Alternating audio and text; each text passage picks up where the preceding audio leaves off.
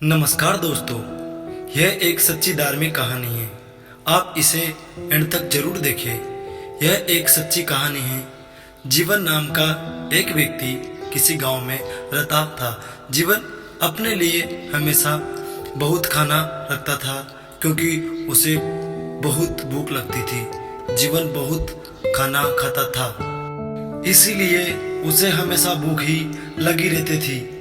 अगर जीवन से कोई आदमी कहे कि अभी तुम्हें भूख है तो जीवन के मुंह से कभी ना नहीं निकलती थी। कहता था कि ले आओ खाना खा लेते हैं, पर जीवन खाकर इतना मोटा हो गया था कि उससे कुछ भी काम नहीं होता था। एक दिन जीवन के घर में इस बात को लेकर लड़ाई हो गई कि तुम हमेशा खाते ही रहते हो और कुछ भी काम नहीं करते हो। जीवन को इस बार उसके माता पिता ने अपने घर से निकाल दिया।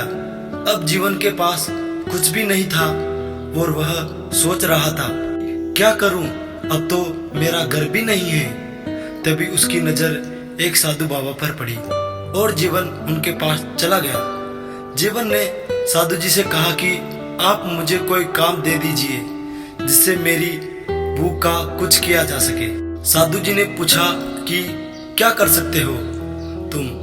जीवन ने कहा कि ऐसा काम जो सिर्फ बैठकर हो सके, चलना मेरा बस का नहीं है। तब साधु जी ने कहा कि ठीक है, तुम सब चेले के लिए तुम खाना बना सकते हैं। जीवन ने कहा ठीक है। साधु जी ने कहा कि भंडारे से कुछ सामान ले लो और नदी के किनारे पर बर्तन को साफ करके खाना बना लो। जीवन अपने साथ कुछ आटा और सब्जी बनाने के लिए सामान को लेकर चला गया। साधु जी के पास सिर्फ 8 चेले थे जिनका हर रोज खाना बनता था। उसी के हिसाब से एक चेले ने सामान दे दिया और सामान को लेकर जीवन चला गया। और जब खाना बनाने लगा तो जीवन के सामने श्री राम जी आ गए और जीवन से पूछा कि क्या कर रहे हो। जीवन ने कहा कि खाना बना रहा हूँ। जीवन श्री राम जी को पहचान भी नहीं पा रहे थे। श्री राम जी ने कहा कि क्या तुम थोड़ा भोजन मुझे भी खिला सकते हो। जीवन ने कहा ठीक है। जब भोजन बन चुका तो जीवन ने श्री राम जी को भोजन दिया और भोजन करके श्री राम जी बोले कि अगले दिन हम और हमारे भाई भी आएंगे, उनके लिए भी भोजन तैयार कर लेना। जीवन अब सबका भोजन बनाकर ले गया और अगले दिन भोजन के लिए और ज्यादा सामान की मांग करने लगा।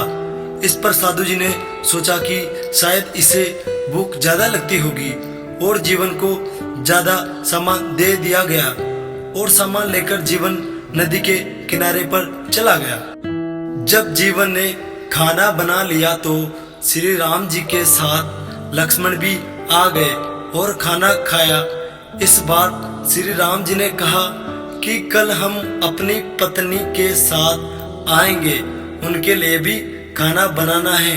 अब जीवन भी सोच में पड़ गया कि अब क्या होगा, अब तो और भी ज्यादा खाना बनेगा।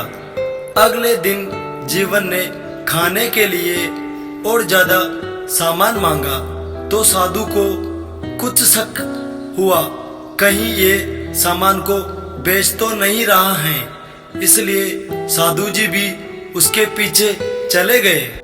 तब साधु ने देखा कि जीवन खाना बना रहा है और उसके साथ श्री राम जी और सीता जी भी हैं। साधु धन्य हो गया, उन्होंने भगवान के दर्शन कर लिए थे। साधु जी उनके पास गए और श्री राम जी के चरण धोकर उनका स्वागत किया और तब जीवन को पता चला कि यह तो भगवान श्री राम जी हैं। और जीवन ने उनको प्रणाम किया और अपने हाथों से खाना दिया। दोनों का जीवन धन्य हो गया था। साधु जी को भी जीवन की वजह से आज भगवान के दर्शन हो गए थे।